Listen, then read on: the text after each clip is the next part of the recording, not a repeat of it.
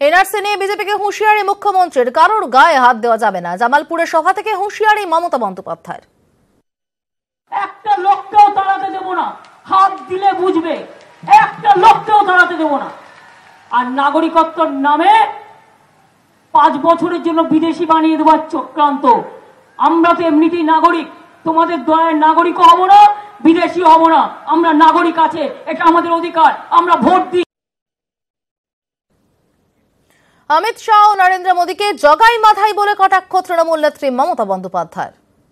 আজকে দিল্লির নেতারা ওই সাইনবোর্ড গুলো এসে এসে আর বিজেপির 2 জগাই মাথায় 2টা সাইনবোর্ড এসে বলছে মমতা ব্যানার্জি কৈফিয়ত দাও। মমতা ব্যানার্জি দিল্লিতে ছিল প্রধানমন্ত্রীর চেয়ারে, মমতা ব্যানার্জি কৈফিয়ত দেবে? তুমি বেটা ছিলে দিল্লির চেয়ারে, তোমাকে কৈফিয়ত দিতে হবে মানুষের কাছে।